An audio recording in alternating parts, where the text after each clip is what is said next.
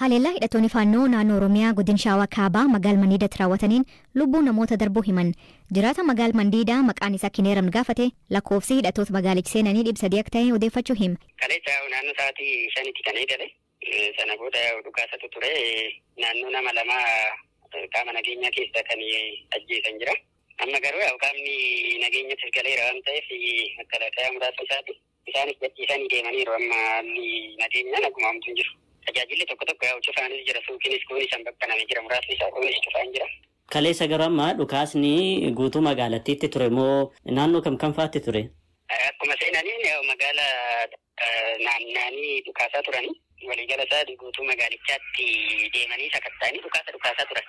Malee torma jira poolisii qofaan. Akka magaalichaatti yookaan sadarkaa aanaatti immoo qaamni isaan ofirraa qolachuudhaaf yookaan magaalicha keessaa baasuudhaaf socho'e ture. Qaamni nageenyaa jiru amma danda'amaa ta'etti ofirraa dhorkaa ture. Humni isaanii bal'aa guddaadha waan ta'eef amma caasaan keenyas qaamni nageenyattis kaasaasa guutuusaa hin qabnu kan jedhu kanatti jira waan guutuu isaanii ofirraa dhoowwuuf. Amma danda'amaa ta'e ofirraa dhoowwanii humnaa walitti taananii jarri cabsee seene. Mee isin akka jiraataa tokkotti wanti kun mudachuu danda'a jettanii sodaa qabdu turtanii? Naannoo sadiin ollaadha. Rakkoon akkasii kanaan dura uumamne baay'ee namni walumaa galee qaama nageenya qabuun waliif yannechaa ture. Garuu immoo haala naannoo sadiitti amma rakkoo hammaataa jiru faana namoota tokko bira sodaan jira.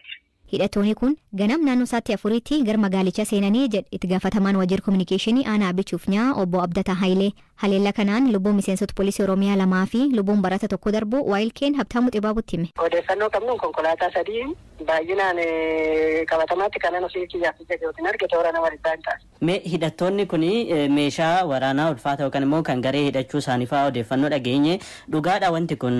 Dhugaadha meeshaa jajjabaan meeshaan gareedhaa kan qaban isnaaparii fi bireenii qabu sanaan ala kilaashii fi boombiidhaa kan qabatanii jiran. Kallattumaan dhukaasatuma dhufanii sana booda waajjira poolisii galanii meeshaa maal kan eeggachuu barbaadanii milkoofnee gad deebi'anii gara magaalaa keessatti ol ba'uu barbaadanii booda namoonni isaanii sun lubbuudhaan darbuu gaafa dhagaatan gad deebi'anii reeffa isaanii gaafatanii paatiroolii hin qabu baay'ee paatiroolii isaanii sanaaf fe'atanii hospitaala dandabaatti gad deebisanii namoota 4 garuu raafuu hin dandeenye du'anii jiru kan isaanii sana booda gad deebi'an magaalaa amma odeeffannoon jiru akka waan magaalaa qabattee jechuutti kan odeessu jira garuu immoo hin jiran amma magaalaa keessa gadhiisanii ba'anii humna mootummaa kan magaalaa keessa jira toora sa'aatii 11 gadhiisanii ba'anii roobni roobee ture sa'aatuma roobni roobe sanaa booda hin jiran. Mee keessattuu lammiilee nagaa eegsisuu yookaan immoo magaalaa Mandiidaa gama eeguutiin warra garee hidhattootaa kana kan faccisaa ture qaama mootummaa isa kami? Qaama mootummaa poolisii idilee jira humni addaa amma gara poolisii idileetti makamee fi milishaa kan naannoo Oromiyaa hooggansis kan meeshaa harkaa qabu ba'ee jira isaanuma kana qaama mootummaati. Mee hidhamtoota fa'aa eegsisuu dhageenye dhugaadha wanti kun? Ragaa sobaati. Kanaan achi baankiin daldalaa Itoophiyaa saamameera odeeffannoon jedhullee miidiyaalee hawaasaa irratti deddeemaa ture kun hagam dhugaadha baankii Oromiyaa irrattis akkasuma haleellaan raawwatamee eegdota fudhatanii yookaan butanii deemaniiru waan jedhu dhageenye. Ragaa sobaati kun baankiin tuqamee jiru namni butames hin jiru namoota 3 du'an siviilii mucaa tokkicha barataa tokkoo fi qaama nageenya poolisii lamaan alatti lubbuun darbee hin jiru qabeenyi saamamee hin jiru baankiin hin tuqamne. Mee maaliif dhufan garuu kaayyoon isaanii maali? Kaayyoon isaanii darbanii deemuu barbaadan fakkaata. Darooraan irratti haalli nageenya cimaadha kan jedhan san darbanii keessa darbanii darbuu barbaadu. Garuu immoo magaala gaafa ga'an kaasuma banan. Kaayyoon isaanii jeequmsumaa fi waan biraaf keessa hin qabaatanii jeequmsa waan argatan saamuu meeshaa hiikkachuu barbaadu. Sun immoo milkoofne.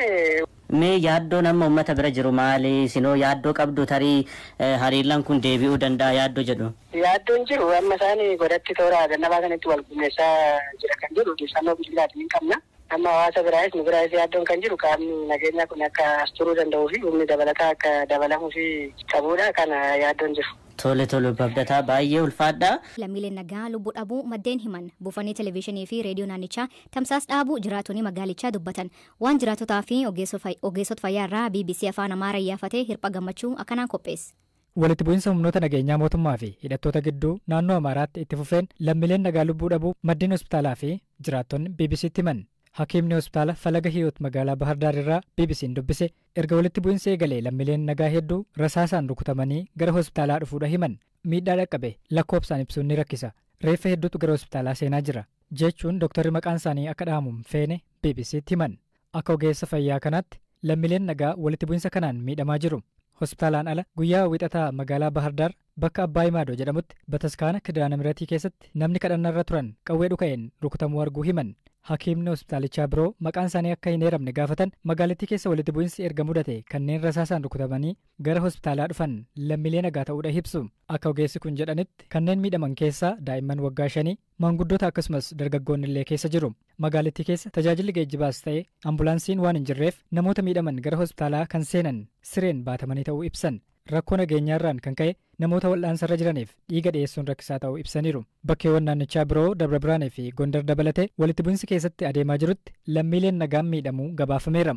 Magaalaa Bahardaar ganda 14, 16 fi 13 keessa sagaleen dhukaasaa olaanaa ta'e akka dhaga'amu kan ibsan jiraattonni keessumaa ganda 14 keessa wixata halkan akka lakkoofsa Itoophiyaa agayya 1 bara 2015 irraa eegalee dhukaasa meeshaalee waraanaa gurguddaa dhagaa akka bulanii fi gara ganamaas akka itti fufee dubbatan. Wixata kaleessaa magaalaawwan gurguddoo naannoo kana Bahardaar, Gondar, Laalibalaa, Dabra Biraan keessatti sagaleen dhukaasaa akka dhaga'amaa turee fi daandileen ijoon cufamuu Associated Press gabaasee ture. Xiyyaaronni waraanaa samii Bahardaar irratti mul'achuu fi dhiyeessiin bishaan dhugaatii addaan cituu jiraataa eeruudhaan Associated Press gabaaseera. Jiraataan biraas taankiin gara magaalittii seenaa akka ture dubbateera. Jiraattonni BBC'n dubbise immoo magaalaa Dabra Biraan Finfinnee irraa kiiloomeetira 130 fagaattee argamtutti dirooniin yeroo balali'u arguu isaanii dubbataniiru. Qondaalli nageenya isaaniif maqaan isaanii akka hin dhahamne gaafatan magaalittiin dirree waraanaa taateetti daqiiqaa daqiiqumaan dhukaasni dhaga'amaa jira jedhan. Magaalaa Gondar naannoo Piyaassaa fi gara kaaba magaalittiitti dhukaasni cimaan dhaga'amaa turu jiraattonni BBC'n dubbise himaniiru. Raayyaan mootummaa federaalaa magaalittii guutumaan guututti to'annoo jala oolchuuf duula baneen wixata kaleessaa walitti bu'insi cimaan akka ture Associated Press jiraattota eeruudhaan himeera. Walakkeessa torbee darbeerraa kaasee balaliin gara magaalota naannichaatti taasifamu jalaa danqamuu kan hime daandiin xiyyaara Itoophiyaa imalli Gondar, Laalibalaa, Bahardaar fi Kombolchaatti taasifamu haqameeraa jedheera. Dhaabbileen siyaasaa, dhaabbileen amantaa fi jaarmiyaaleen waldaa siiviksii walitti bu'insi naannoo Amaaraa keessatti uumame karaa nagaan akka furamu waamicha dhiyeessaa jiru. Manni amantaa Ortodoksii Tawaahidoo Itoophiyaa, manni maree waliigalaa dhimmoota Islaamummaa akkasumas dhaabbileen siyaasaa fi siivilii biroo waamicha nagaa dhiyeessaniiru. Naannoo Amaaraatti labsiin yeroo muddamaa akka labsamuuf sababa kan ta'e walitti bu'insi humnoota nageenyaa mootummaa fi hidhattoota faannoo gidduutti deemaa jiru marii karaa nagaan furmaata argachuu akka danda'us mootummaan ibseera.